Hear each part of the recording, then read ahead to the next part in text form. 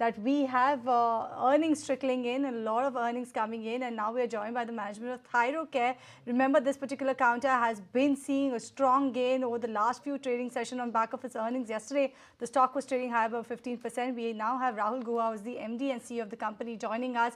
A very good morning to you, Rahul. Thank you so much for joining us on ET Now. And there's been significant improvement in your margins in the quarter gone by. If you could tell us how much of that improvement was actually price-led growth this time around? Overall, the margin, normalized margin, has been stable actually for the last few quarters. Most of the impact that you're seeing on the reported EBITDA is because of the ESOP charge. So I wouldn't say there's anything specific we've done. It is just that as the ESOP charges come down, you're seeing it in the reported EBITDA. Normalized margin, as I've always been guiding, is more or less stable, and we expect to keep it that way. All right, Rahul, this is Shrishti also joining in. First of all, congratulations on a great set, but just wanted to get more sense on the price hikes, because industry-wide we are seeing that the other players are also taking price hikes.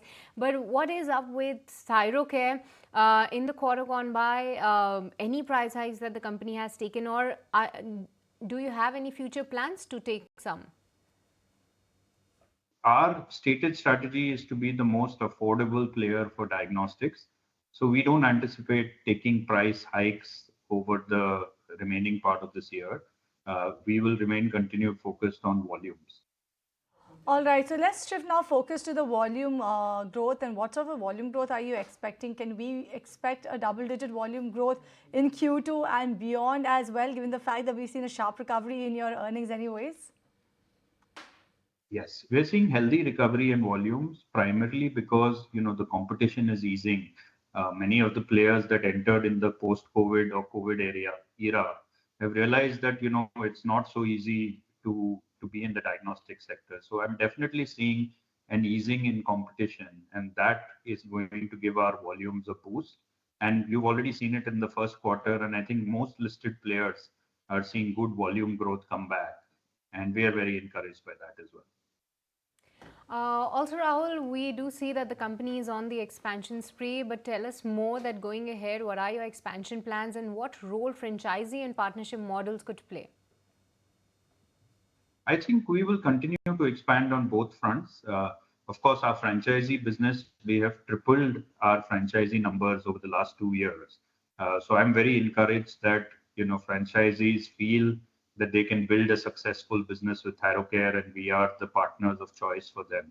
And we will continue to maintain the focus on that. But as you can see, the base, if I compare to about 2,500, 3,000 2 years ago, is already 8,000. So we have a very large base now. So of course, expanding it at that rate will be difficult. I'm also very encouraged by our partnerships business. We found very strong partners, particularly in the health tech, healthcare, and insurance segments, who have found that Thyrocare is their partner of choice. We are able to give them collection services and processing services in 300 plus cities with a single point of contact. And that is working out very well with us. So as I guided in the investor call also, I expect the franchisee business to roughly be in the early double-digit to mid-teens, and I expect my partnership business to grow higher than the teens. All right, Rahul, you've recently undertaken the acquisition of Polo Labs diagnostic and pathology business. If you could tell us any more acquisition that's on the cards that one can expect from Thyrocare, any ticket size, geography, anything that you can give us a hint on? I would hesitate because, these are all, competitive deals, so I wouldn't go into the details. But I will share with you that we are looking at geographies where we are weak. So Polo Labs fit very well with us because we were very weak in Punjab. We are weak in Uttar Pradesh. We are weak in Gujarat. We are weak in Rajasthan. So these are the areas where we are actively looking for acquisitions. Right, then we leave it there. Thank you so much, Rahul, for joining us on the show and talking about your earnings and the growth prospects that you're expecting going ahead. And that was the management of Thyrocare, 4th consecutive day of gain coming in for that counter. But on that note, we are saying goodbye to you. If you like this video, then like, share and subscribe to ET Now.